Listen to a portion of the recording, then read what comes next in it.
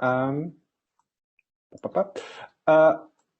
I am an openness person, and therefore I stopped a while ago to create slideshows for my talks. Instead, I set up a public website, and here's the link to the website. Maybe Nadia, you can put this link also in the chat. So in a way, this is an interactive talk. I invite you to go through this website while I talk about it and click through it, maybe jump ahead or go a bit behind if you think you missed something. Yeah, here's the link. Okay. As Nadia said, I'm a designer, an artist, an activist, and also educator from Berlin. And I run a studio for open circular design, which is called Mifactori. And it's not just a design studio. We try to be a little bit more. So this is not just an advertisement talk. And I was also last year at this conference, and I had the impression that it's mostly an academic conference. So I take the liberty to challenge you a bit here. So warning set, information overload incoming. So as the announcement of the talk said, the Studio Mifactori is of course for circular design. And so this means we also try to rearrange the economic chain from mining to production till disposal in a circular way. So we also want to restructure this. But we start here from the point of consumption. So many others approach it from other directions, but we really try to come from here. And why is that? Because the circular economy primarily tells stories about new actions or new activities, such as repair, reuse, and recycling. And we are convinced that these actions must be as accessible as possible to increase the likelihood that they will actually happen. So we give them into the hands of the consumer. So we really want to aim for a change in the relationship of customers, consumers, and the objects that we make. Yeah, so customers does not shape the circular economy solely through their purchasing decisions. Rather, the products are built in such a way that the customers themselves can carry out circular actions.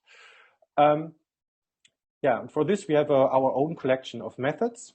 And I think this might distinguish us from other studios because we not just find and use these methods, we also actively describe them for others.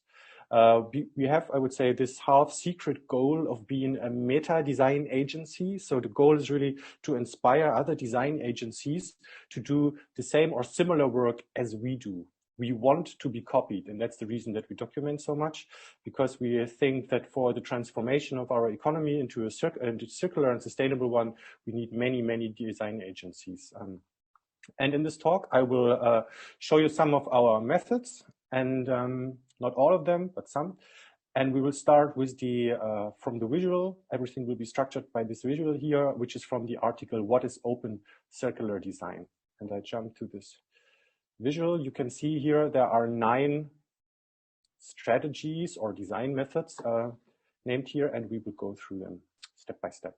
So we start below here with simple. Of course,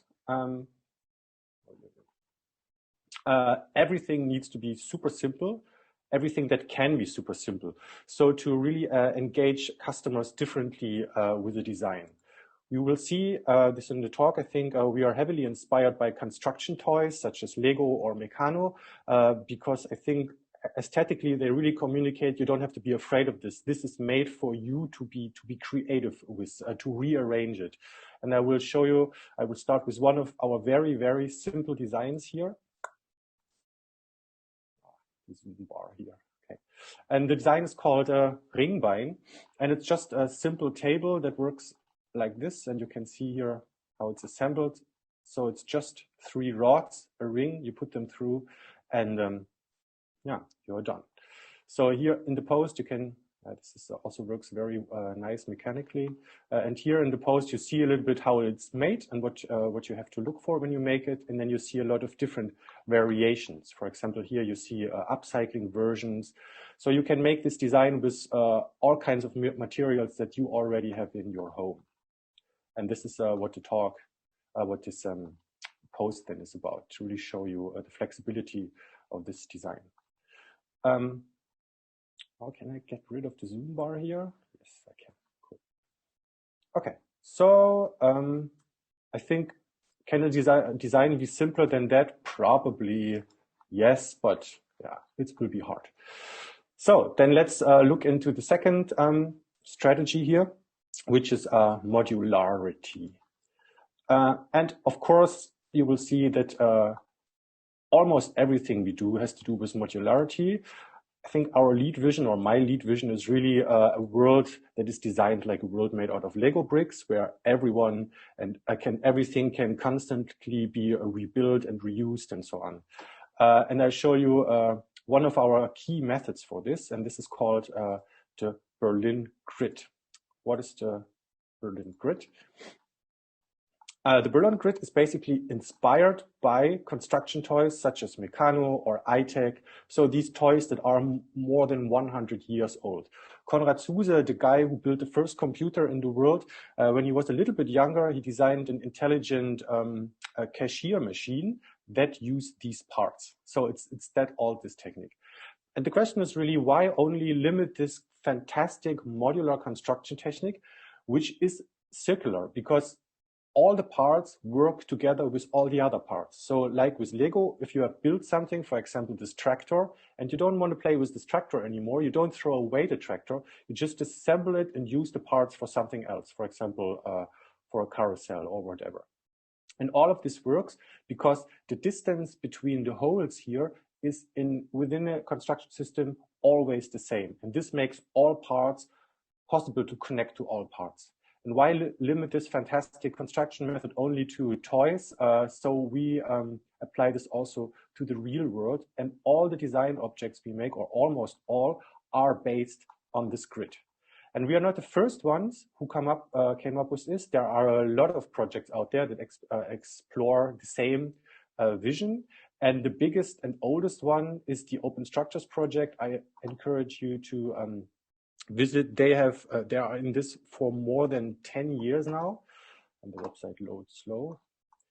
And they have now probably more than 1,000 different parts that are useful within their system. Yeah, I really encourage you to look at this, to explore this for a very long time now, and made a lot of cool stuff and insights. And the interesting thing here, the research is not so much what is your specific grid. The Berlin Grid is based on 3 centimeters. That's the reason that we write Berlin, but with a 3 in the beginning. You can see it here. But it's really for other design agencies to start to experiment just with consistent grids, because we found out that it's not so much about the exact measure of your grid, but figuring out how to work with a unified grid and come up with cool and interesting solutions. So this is what we do, and this is what we invite others to do. Okay, let's look at the next strategy here, and this is called upcycling friendliness. I think all of you are familiar with the term upcycling, and sometimes you see companies that proudly show, hey, here's our product, and when it's garbage, it can be turned into X, Y, or Z. You know? And I think that's not really cool. To prove that you really enable reuse of materials, then show me that your design already enables the reuse.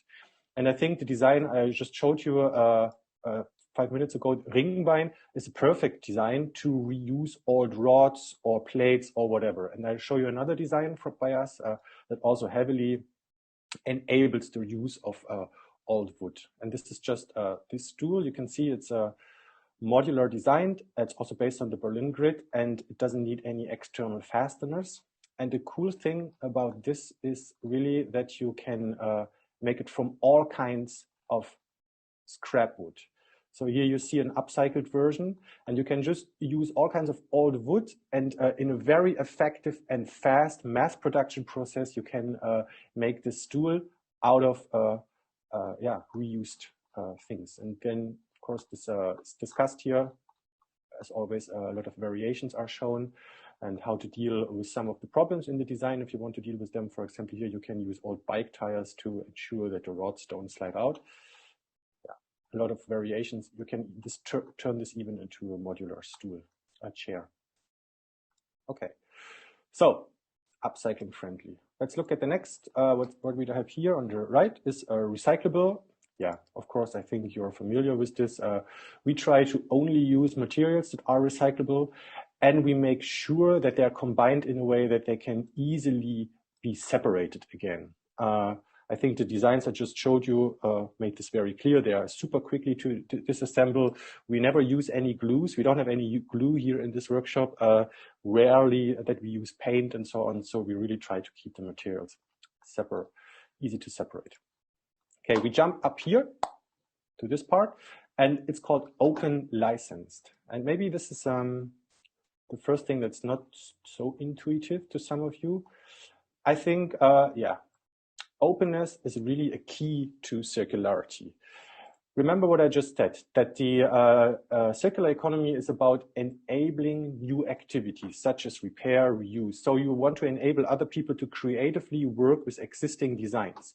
But then you get a problem of property rights, such as patents or design rights or confidentiality agreements. All of these things are basically means to stop people from doing things with an existing design other than consuming or reselling this. So these things are made to basically stop the circular economy, if you want to see it like that.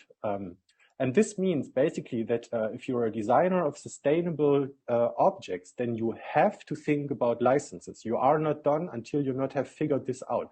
How do you need an open license to really enable and support the circularity that you might have designed into your object? So this is really one of our key lessons here. And of course, we educate people how to use open licenses. So if, for example, here's this article about open circular design and the legal side of it, explaining what kind of licenses you can use and what kind of things you should look for. And we also participate in the broader movement, which is called open source hardware, where people develop hardware objects that, like open source software, are open source. Because we think that this is a fantastic movement, the circular economy movement can learn a lot from, and the other way around. And for example, we created a couple of months ago here an extended FHQ to deal with some of the really common and highly problematic misunderstandings that are out there in the world of open source hardware, to solve there some of the problems. And this week even we started a little campaign that's made to elegantly solve some of these problems that are out there when it comes to licensing open designs. Maybe you can, for example, that Creative Commons licenses only apply to documentation, but sometimes people try to use them for hardware designs. So I won't dive into the problems here, but you see this is something that we really look for and try to explain to others, that you have to think about licenses if you really want to make a sustainable design. But designers usually don't enjoy thinking about licenses. So let's look at the next strategy here, which is called standards. I will close some of these things. Yeah, I think, of course, standards are a classic way to talk about and enable circularity for a variety of reasons.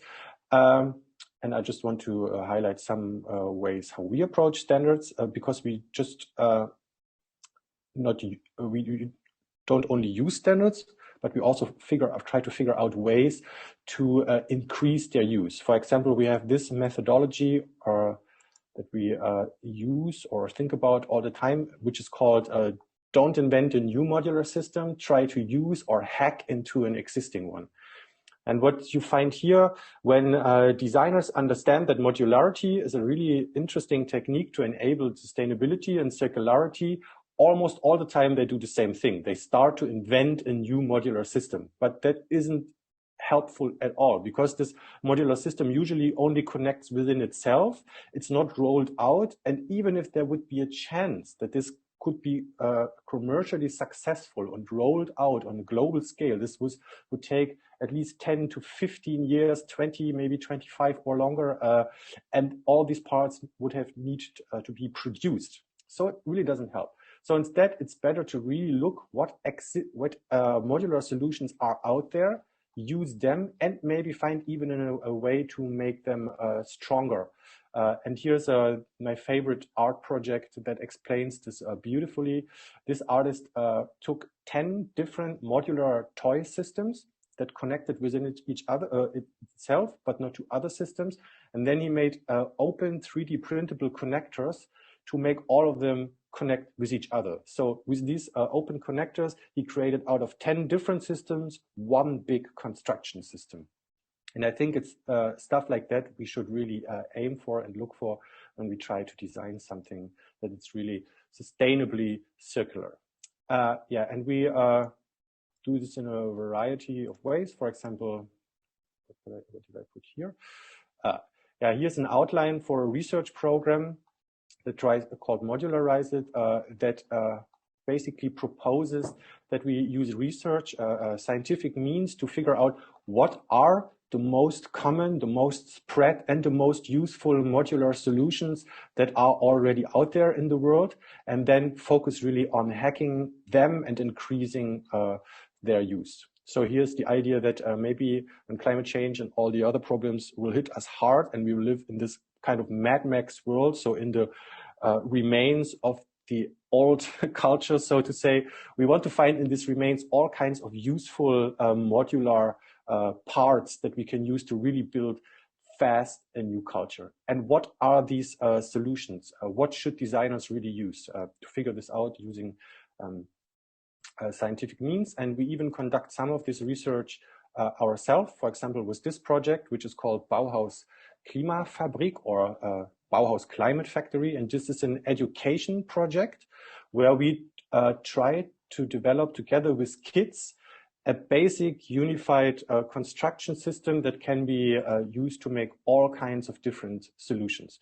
So we have a basic system of standard parts that are out there, and then we go to schools and invite the children to use these parts to build something, invent some furniture. And then together with them, we look at the box and ask them, what have you missed? How can we improve this construction system? And over time, together with the help of the children, we improve this system. And here, as always, this whole workshop is documented really extensively. So we invite the help of other designers that can give us suggestions how to improve the system, and really maybe in the end find these super cool parts that are useful in all kinds of projects and furniture solutions. So, okay, and where's this? Let's see. Yeah, I just showed this. Yeah, and then we also really do some theoretical work. For example, in this article, we reflect what's the final version in an open circular design. If you think about the designs I just showed you, Ringbein and the Schöneberg stool, the Berlin grid solution, if you make a design out of this, is this the final design? Is Ringbein, the first picture I showed you, is this the final design? No, because these are really flexible designs that can be transformed in many, many different ways. They are somehow fluid. So basically, if you really think about the circular design and approach it from the open side, there is no final version anymore. And this is super interesting if you think about circular design, then what it really is and how to approach it, how to design it, how to think about it, and so on. Yeah, and this is what we reflect here in this article, which will help to understand our design work here. Yeah, then in the image we have support for the biosphere, which is up here, and I will skip this because we don't really have a unique key methodology for this, at least not at this point. Then education is in the visual, I think up here, yeah. And yeah, obviously the documentation of our product designs are pretty educative. So we really try to create these designs that teach, not just because they are documented and show people how to work with them, but also in the way it's made themselves. Remember, I just talked about the aesthetics of children toys, where you really can quickly understand how this is made and how this could be reused in many ways. But while I talk about education, I already mentioned that we do education work. And the Bauhaus Klimafabrik was one example, but we did a lot more of this in the last years. For example, here, this project is called Circular School. So we really helped kids to use activistic means to transform their own school step by step, resource by resource, into a circular one. But we also, for example, ate insects in the schools. We cooked bioplastics with Tim van der Loo. There are a lot of different workshops we made, and they're all documented here for teachers and educators to use them and build on these methodologies. And we even provide here a so-called manifesto, where the goal is to make sustainability and creative education sustainable in itself, so in the means that are used. It's really often a problem that even when you learn about creativity, then you go and then they give you some glue and fresh bought materials, and then the children cut it, and then in the end everything is in the garbage, you know. And maybe they have talked about sustainability, but they have not experienced it with their hands. And this is really a problem, because then you will not really learn how sustainability works. And all our educational workshops are differently, and in this manifesto here we explain to teachers, for example, how to approach differently. For example, how to use urban mining to source the materials, what kind of construction methods to use. Yeah, this is here, for example, don't glue, or here use material, not what's the English expression here? Don't throw it away, you know, just yeah, and all these kinds of things. This is something we are heavily invested in. And while I talk about education, I also want to talk about another thing that we do and advertise for. And I am in this field of sustainability for quite a while now. And one thing I have understood, it has not really a lot of things have changed in the past 10, 20 years. You know, it's always on the fringe of the main direction is where we talk about sustainability, and where I see real change happening. And I'm convinced that change won't happen with a lot of activism. So we will need a lot more activism, and we will probably have a lot more activism. And this means, as people interested in sustainable designs, we naturally became interested in campaigns and creative activism. And this means we develop our own campaigns. I think I just showed 2 of them with small campaigns, for example, with the licensing part in the online and offline world. And we have also an article out, which is relatively new, which is even called Activist Companies. And this article shows that there are already a lot of, or some companies out there that really use openly activistic means. And if you look into this deeper, you will find that there are way more of these companies that you might expect in the beginning. And then this article explains why this actually is a good thing, why we need, it's also available in English, why we need more of them, and how can they do good in the world. And it has a longer list of examples of activistic companies that are already out there and the means they use to do this.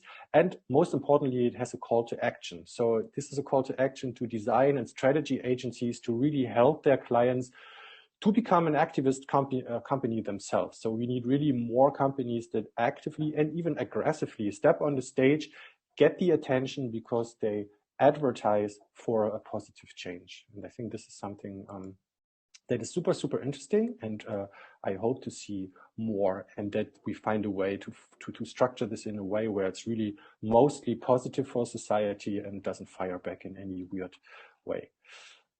Okay, I'm relatively quick. That's good. We are now approaching the practical part of this workshop with the last method here in the visual, which is here in the center. Which is called Preuse. And what is Preuse? Oops. Preuse is a term we didn't invent. I learned it from Jan Kurbis. And when he told me about it, I loved it. And then I created this article, and we work with it ever since. So what is Preuse? Preuse basically means that you use something you find in a different way than it was initially meant by the designer. So you repurpose, standard repurposing, but you leave the thing intact so that it still can fulfill its initially intended use. So you don't destroy it to reuse it, you just reuse it as is. And here are 3 examples that explain this very well. For example, in the center, there you have a flower pot that is now a wind protecting ashtray. You know, you can throw in the cigarettes and the wind doesn't blow them away.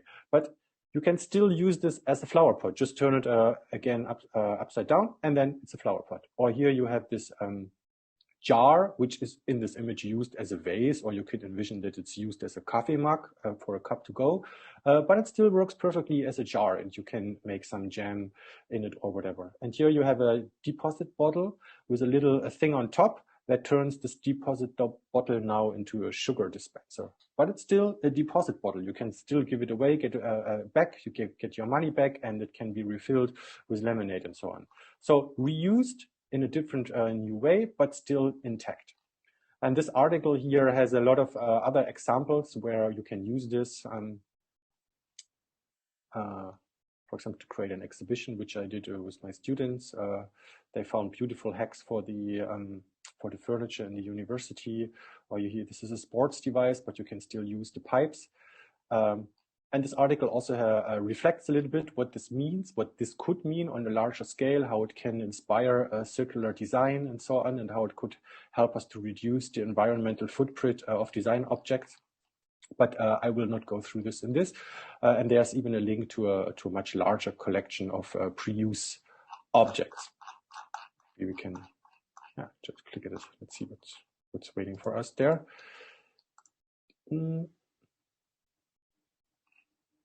This collection is on Flickr. Here, toy Legos. These Legos you can still perfectly use as Lego bricks. You just use the holes to screw them together. Yeah, I think you get the idea here for these things. Yeah. So, and this would be our practical part in this workshop. About. So the announcement promised the practical part, and here it is. Let's make a little exercise in Preuse. So the method I just explained, you know, and I'm sure that all of you sitting at home, most of you probably at least sit at home, and that you somewhere in your home repurpose something in a very creative way. Usually you really enjoy this when you do this, and you smile and you're happy about this. About your little hack there at home. And I would ask you to, in the 10-minute or 15-minute working session, to go through your flat and find the things so that you can show it to us here. And if you really happen to don't find one, please think of one, you know, just turn something into something else with a little trick. Maybe you just put it on the side or whatever. Create one of these Preuse hacks. And then we will come together, and those of you who want to present to show their DIY circularity hack can show it, and we can have a little discussion. Maybe we get inspired for design objects, and then we will have a couple of minutes left in the end for final discussion, and then we will say goodbye.